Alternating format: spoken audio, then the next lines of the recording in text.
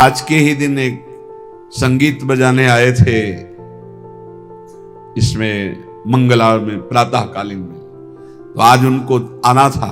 उनमें से एक पधार गए, गए नरक नहीं जाएंगे। महाराज जी क्यों? उसको तो कोई भजन से मतलब नहीं, वो तो पैसा लेके आया था। लेकिन कहां आया था? वृंदावन। बार बार मुख करके बजा रहा था हमारी तरफ, सुनाई क्या दे रहा था? पीछे चलता रहता है राधा राधा, आगे गूंजता रहता है राधा राधा राधा। काफी है कल्याण के लिए, काफी है। पैसा कोई कीमत नहीं, एक राधा नाम की कीमत में पूरा त्रिभुवन नहीं है, तो कुछ चंद रुपए क्या होते हैं, हो गया काम। इसीलिए कहते हैं भाई भगवान न जाने कौन से गुण पर दयानिधि रिझ जाते हैं। हवा चली, हवा जिसके लगेगी जीवन मुक्त हो जाएगा, पक्का समझ लो। हवा चली, बस इसमें नकारात्मक सोच ना आ जाए, दोष दर्शन की भावना ना आ जाए, तो इतनी हवा लग जाने पर ही ये जीवन मुक्त अवस्था को प्रदान। ये वृंदावन है, ये राधा नाम है, ये राधा दासों का उत्सव है, भाव उत्सव है, परम मंगल। बिल्कुल सत्य मान लीजिए, ये स्वाप्निक जगत केवल हमारे समय को नष्ट कर रहा है। यदि हम गुरु प्रदत्त नाम और रूप मंत्र का चिंतन नहीं कर रहे तो हमारा समय व्यर्थ जा रहा, पक्का पछताओगे, हाथ कुछ नहीं लगेगा। इसलिए बहुत कृपा से हमें श्री धाम वृंदावन श्री प्रिया प्रीतम की उपासना मिली है। तो चाहे जैसी स्थिति हो, चाहे जैसी परिस्थिति हो, बस एक प्रार्थना है, नाम न छोड़ना, नहीं तो हार जाओगे। नाम अगर पकड़े रहे राधा राधा राधा, ये कलयुग में राधा नाम करुणा समुद्र में है, आप ये समझ लो। ये आगम निगम पुराणों में अगोचर है, ये वृंदावन की भूमि से प्रकाशित है, ये पराविद्या है। बड़े भाग्यशाली होंगे जो इस राधा नाम का आश्रय ले लेंगे। शरीरम श्री वृंदावन भुवि सदा स्थापय मनः। अगर शरीर वृंदावन में नहीं रख सकते तो वृंदावन की रज तो शरीर में लगा सकते हो। देख लो, अगर हमारी प्रार्थना आपके कान तक पहुंच रही हो, आप स्वीकार कर लें। गिरिराज जी की परिक्रमा की रज, वृंदावन की कहीं भी रज लेकर उसको चाल करके एक पात्र में रख लो। जैसे पाउडर लगाते हो, थोड़ी ऐसे रज लिया, पूरे शरीर में स्नान के बाद लगा लिया। देख लेना, शरीर में रज लगी है तो तुम्हें वृंदावन धाम निश्चय प्राप्त होगा। निश्चय, निश्चित हमारे वचन मान लो, तुम्हें वृंदावन की प्राप्ति होगी। शरीर छूटने पर तुम नित्य धाम वृंदावन जाओगे, कभी नारकी गतियों को प्राप्त नहीं होगे। और अगर शरीर वृंदावन वास कर रहा है तो बहुत ही मंगल बात है। बस सावधानी रखे, रहनी से रहे, क्योंकि आगे कह रहे शरीरम श्री वृंदावन भुवि सदा स्थापय मनः। मन भी वृंदावन में स्थापित कर, तन तो स्थापित किया भी। एक हमसे प्रश्न किए कि मैं वृंदावन जब आता हूं, वृंदावन 2-4-10 दिन रहता हूं, तो मेरे मन में दोष दर्शन होने लगता है। बाहर रहता हूं तो रोना आता है वृंदावन के लिए, मैं करूं तो क्या करूं? तुम कहा बाहर रहो, यहां मत रहो, आओ एक दिन दर्शन करो, भाग जाओ यहां से, क्योंकि तुम्हारे अंदर अभी क्षमता नहीं, भाव बिगड़ जाता है। तो यहां रहकर भाव बिगाड़ोगे तो सब बिगड़ जाएगा। बाहर रहकर अगर वृंदावन का चिंतन करके आंसू बहते हैं तो धन्य भाग है। श्री वृंदावन को चिंतवन यह दीप उर्बारी, कोटि जन्म के अगतम ही काट करे उजियार। कभी कभी आ गए, दर्शन कर गए, सत्संग सुन गए, और रोज मोबाइल से सत्संग सुना, नाम जप किया, और वृंदावन का चिंतन करके अगर रोना आ जाए, फिर क्या कहना? ये उत्तम है। वृंदावन में रहकर तुम दोष दर्शन करो, एक दूसरे के प्रति निंदा अपराध करो, तो मुझे लगता है यहां भाव घटे। इससे अच्छा है तुम दूर रहकर अपने भाव बढ़ाओ। स्थापय मनः, वृंदावन में ही मन स्थापित करो। अब वृंदावन में दोष दर्शन करोगे, अपराध करोगे, वैष्णव द्रोह करोगे, ठीक बात नहीं है। वो कह रहा था मेरा भाव बाहर से बहुत बढ़िया बनता है, भावोत्सवेन भजता हूं। अगर भाव बढ़िया बनता है तो भाव बनाओ, जब भाव ठीक हो जाएगा तो धाम आओगे तो यहाँ कुछ दोष दर्शन नहीं। ये सब भगवत लाडले हैं यहाँ ब्रज में, ये सब प्रियालाल के लाडले हैं। जो ज्यादा दुलारे होते हैं तो थोड़ा, तो वो बात तुम देखो कि लाडली जो के दुलारे हैं, ये लाडले हैं। हमारा अधिकार इन पर दोष दर्शन करने का नहीं। सदा पार्श्वे वृंदावन रसिकयोर्न्यस्य भजने, वचस्तत् केली नाम नवरत गाने, रमयत कथा पीयूषादौ श्रवण युगलम प्रीति विकलम। यदि तुम श्रीमद चतुराशी जी 42 लीला, श्रीमद राधा सुधा निधि, इनका गान करो, बहुत महिमा है जिसमें प्रियाजू का यश गान तो लालजू सुन करके अपने आप को न्यौछावर कर देते हैं। यदि लीला गायन में तुम्हारी रुचि हो जाए, नाम जपने में तुम्हारी रुचि हो जाए और लीला सत्संग सुनने में तुम्हारी रुचि हो जाए, तो श्रीपाद कह रहे हैं अब तुम निश्चिंत हो जाओ प्रीति विकलम के लिए। अब प्रियालाल का प्रेम तुम्हें प्राप्त होगा, प्रियालाल की निश्चित प्राप्ति हो जाएगी। संतों ने कृपा करके हमें भगवत उपदेश किए हैं जिससे हमारे सारे दोष नष्ट हो जाए। कह रहे हैं कि इस संसार में कैसे जाना जाए कि आदमी नरक जाएगा, अपने को कैसे जाना जाए कि हम नरक जाएंगे। बोले विश्वासघातिनो ये च कृतज्ञाव्रत लोपिनः द्विज देवेषु विदृष्टा शांतयन्ते धराम नराः। जिसने किसी को विश्वास दिलाया और विश्वासघात कर दिया, उसको नरक की प्राप्ति होगी। विश्वासघाती महापापी माना जाता है, कभी विश्वासघात न करे। कोई शरण में आ जाए या किसी को वचन दे दे या किसी को विश्वास दे दे फिर विश्वासघात करे, उसको नरक की प्राप्ति होती है। दूसरा, कृतज्ञ, तुम्हारे साथ उपकार किया, तुमने उपकार नहीं माना, उसका अमंगल किया, नरक की प्राप्ति होगी। तीसरा, आज से मैं ये करूंगा ऐसा व्रत लिया और व्रत तोड़ दिया बीच में, उसको नरक की प्राप्ति होगी। ये खिलवाड़ नहीं है कि मैं ये व्रत लूंगा, ये ऐसा करूंगा, मैं ऐसा धाम जाऊंगा, ये इतने लोगों को भोजन कराऊंगा। ये कई लोग ऐसे होते हैं जो बड़ी बड़ी बातें कह देते हैं, उनको पता नहीं कि ये खिलवाड़ नहीं है। ऐसा कर दूंगा, ऐसा कर दूंगा, ऐसा कर दूंगा, और किया कुछ नहीं, वो पहुंच गए नरक। व्रत का उल्लंघन करने वाले, प्रतिज्ञा का उल्लंघन करने वाले, नियम का उल्लंघन करने वाले नरक को प्राप्त होते हैं। मैं इतनी परिक्रमा करूंगा, मैं ऐसा करूं, कुछ भी नहीं। कोई नियम को ऐसे मत लो कि मैं ये करूंगा। ए प्रभु की इच्छा होगी, समय रहा, जीवन रहा तो हो जाएगा, नहीं रहा, आप सामय के मर गए तो। ये बात ध्यान रखिए, आगे चलकर मैं सन्यास लूंगा, विरक्त होकर वृंदावन वास करो, नरक जाओगे अगर नहीं विरक्त हुए तो। मैं इतना यहां मंदिर बनवा दूंगा, नहीं बनवाया नरक जाओगे। वचन संभाल के बोलो, आज से मैं कुछ दिन व्रत रहूंगा। बकवास करना बंद कर दे तो जीवन उन्नति में हो जाता है। शाम का भोजन नहीं करूंगा, एकांत भजन करूंगा, नहीं भोजन मत करना, लेकिन सेवा करो, भजन करो। समझे? वाणी को ऐसे बिखेरते चले जाते। व्रत का उल्लंघन करने वाला नरक की गति को प्राप्त होता है। संतों से द्वेष करने वाला, गुरु से द्वेष करने वाला, ये नरक को प्राप्त होते हैं। और ध्यान से सुनो, जो माता पिता को दंडित करता है, गाली देता है, अपमान करता है, उसे सीधे नरक की प्राप्ति होती है। बिल्कुल पक्का समझ लो। माता पिता भगवान का स्वरूप है। मातृदेवो भव पितृदेवो भव।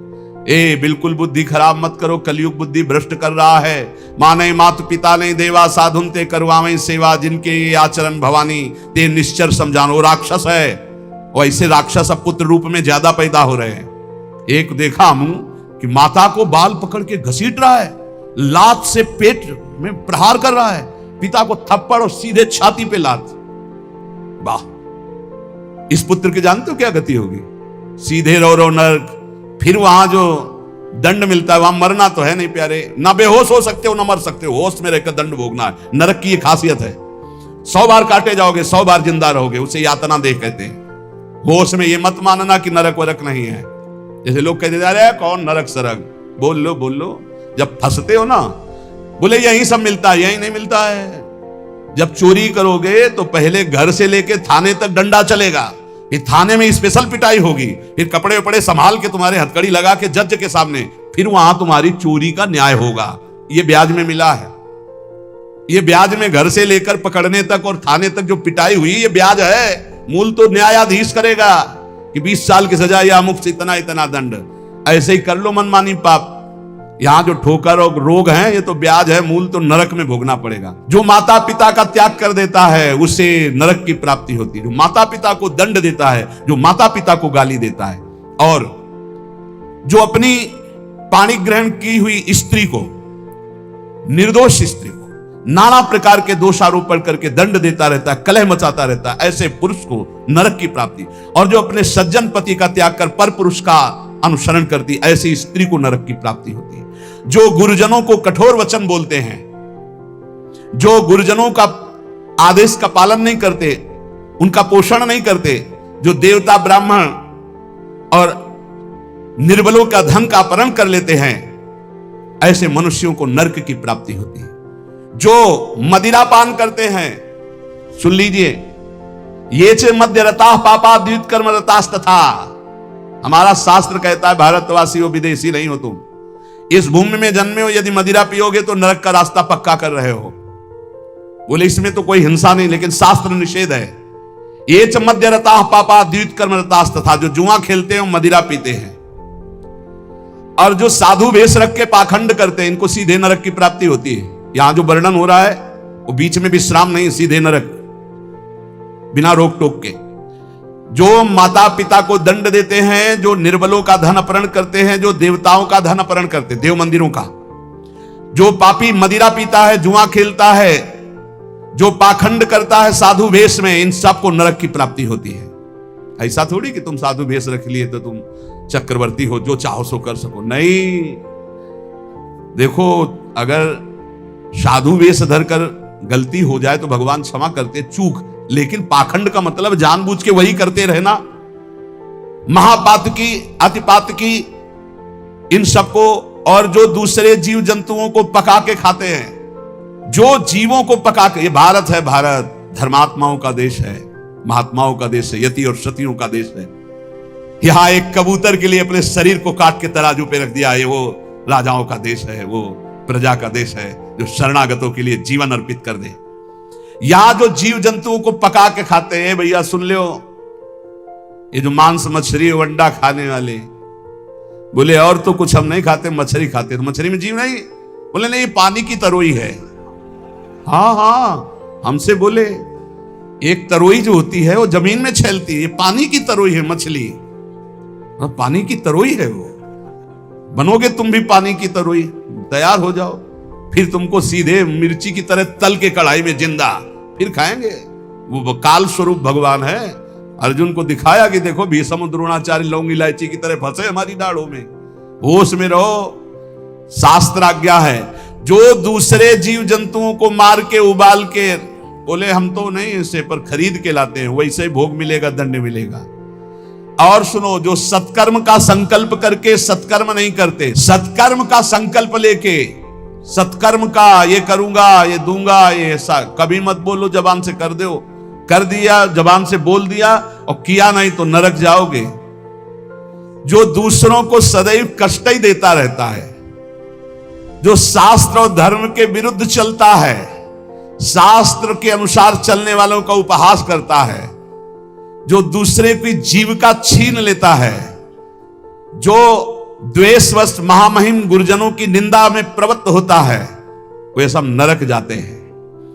जो दाता दान दे रहा है और वो जाकर उसको भड़का के रोक देते हैं, नरक जाएंगे, दाता भी और भड़काने वाला भी। जो पाप कर्म के लिए प्रेरणा देता है, जो अनाथ उनको पीड़ा पहुंचाता है, इन भूतल पर ऐसे लोगों को नरक की प्राप्ति होती है और ये पाप उनको घोर दुख में नरकों में ढकेलते हैं।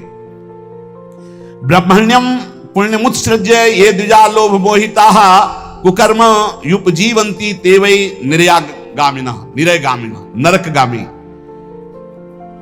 ध्यान से सुनना, जो ऊंचे कुलों में जन्म लेकर के निम्न आचरण करते हैं, न संध्या है, न बंधन है, न अर्घ देना है, बस मनमानी पापाचरण, सीधे नरक, खिलवाड़ नहीं है। तभी कलयुग ने ब्रह्मा जी से कहा था चिंता मत करो। जैसे बड़े भैया ने सतयुग ने कहा हमारे राज्य में कोई नरक नहीं जाएगा, कि छोटे भैया त्रेता जी ने कहा कि हमारे राज्य में भी जैसे बड़े भैया का राज्य वैसे ही रहेगा। द्वापर ने कहा आज्ञा पालन की कोशिश करेंगे। तो कलयुग ने कहा ब्रह्मा जी से वचन देते हैं, भूल चूक से कोई स्वर्ग या परम पद चला जाए ना, सीधे नरक भेजेंगे, हाउसफुल, नरक हाउसफुल रहेगा। देख लो ना, यही लक्षण है, जो लक्षण है उनको देखो प्राय। जो लोभ से मोहित होकर परम पवित्र कुलों में जन्म कर होकर के अपने कुल धर्म का त्याग करके पापाचरण करते हैं, ऐसों को नरक की प्राप्ति होती है। जो भगवान को गालियां देते हैं, नास्तिक हैं, इनको नरक की प्राप्ति होती है। जो धर्म की मर्यादा को भंग करते हैं, उनको नरक की प्राप्ति होती है। जो कामी पुरुष दूसरे की स्त्रियों के साथ या कामी दूसरे पुरुषों के साथ, उनको नरक की प्राप्ति होती है। ध्यान दे दे, भारत है, धर्म विधान है। अब आप कह दो कि नहीं, कानून नहीं, ये कानून, ये भागवतिक कानून है, भगवान का बनाया हुआ है, तुम्हें भोगना पड़ेगा। होश में सत्संग सुनाने के लिए ये बड़े बड़े शास्त्रों से, महर्षियों से इसीलिए चयन करते हैं कि तुम्हारे और हमारे होश ठीक रहे। ये भारत है, ये धर्म भूमि है, यहां मनमानी आचरण नहीं कि पतिवंचक पर पति रति करई, गोस्वामी तुलसीदास जी, रौरव नरक कल्प सत परई, ऐसे पुरुष के लिए भी है। जो दंभ करता है, जो किसी को दान देने की बात कह के पलट जाता है, उसे नरक की प्राप्ति होती है। जो दूसरों की चुगली करता है, जो अभिमान में भर करके दैन्य पुरुषों को सताता है, ऐसे लोग होते हैं। जो झूठ बोलता है बात बात पे, उनको नरक की प्राप्ति होती है। जो अपनी बात कह के सीधे पलट जाता है, जो दूसरों का धन हड़प लेता है, जो दूसरों को निष्कलंक होने पर भी कलंक लगाता है, ऐसे लोगों को नरक की प्राप्ति होती है। जो पराये सुख और संपत्ति को देखकर जलते हैं, जो प्राणियों के प्राण लेने में बड़े सुख का अनुभव करते, तलछा तलछा कर मारते हैं, बहुत निर्दयी लोग हैं, बहुत निर्दयी लोग। ये जलाते हैं पशुओं को, ऐसे पैर बांध दिए, ऊपर ऐसे सरिया डाल के उसमें पैरों में, और नीचे आग लगा दी, धीरे धीरे घंटों में तड़प। अब मुंह बंधा है, आवाज नहीं निकल, तड़प तड़प करो, मर रहे। और वो 4-10 बैठे हंसी मजाक करे, करो करो मजाक करो। यमदूत ऐसे ही बांधेंगे, बिल्कुल ऐसे ही। और वहां यहां एक दिन तुम ऐसा पाप करोगे, वहां सैकड़ों वर्ष उसका भोगना पड़ेगा। जैसे 15-20 मिनट पाप कर ले, कत्ल कर ले, व्यभिचार कर ले, पूरे जीवन जेल में रहना पड़ेगा, फांसी भी हो सकती है। ऐसे ही यहां एक पशु को तुमने जलाया, आनंद लिया, वहां हो सकता है कि एक कल्प तक तुमको जलाया जाए। जैसे यहां एक 15 मिनट का अपराध, आजीवन कारावास। होश में ये नहीं मानना कि ये नरक स्वर्ग सब व्यर्थ है। जो लोग पराई स्त्री को फुसला के फंसा के दुराचार करते हैं, मार देते हैं, जो लोग कुआं, बगीचा, पोखरा, पौशाला, इन स्थानों को अपवित्र करते हैं बेविचार के द्वारा, मलमूत्र त्याग के। मान लो पानी है, पानी में मलमूत्र करना, पानी में बेविचार करना, पानी, ऐसों को सीधे नरक मिलता है, सीधे नरक। पोखरे में, कुएं में, बगीचे में जो अपवित्र आचरण करते हैं, उनको नरक की प्राप्ति होती है। जो देव स्थानों में दी गई जमीन संपत्ति को हड़प लेते हैं, जो बच्चों को चुरा लेते हैं, शिशु बच्चों को चुराकर बेचना, या जो अतिथि को भोजन दिए बिना स्वयं भोजन कर लेते हैं, ऐसे लोगों को नरक की प्राप्ति होती है। जो सन्यास का संकल्प लेकर फिर सन्यास आश्रम को कलंकित करते हैं, जो मित्र भाव करके दगा दे देते हैं, ऐसे जितने पुरुष बताए गए, ये सब के सब नरकगामी होते हैं। इसलिए हम श्री भगवान का आश्रय लेकर नाम जप करते हुए सुधार करें, हमको नरक न जाना पड़े, इसी जन्म में हमारी भगवत प्राप्ति हो जाए, निश्चित हो जाएगी नाम जप से। और ये संकल्प लो, अब लो नसानी अब ना न सही हो, तो भगवान कृपा करके माफ कर देंगे। हम तो हम सर्व पापेभ्यो मोक्षयिष्यामि मा शुचा। श्री राधा वल्लभ लाल की।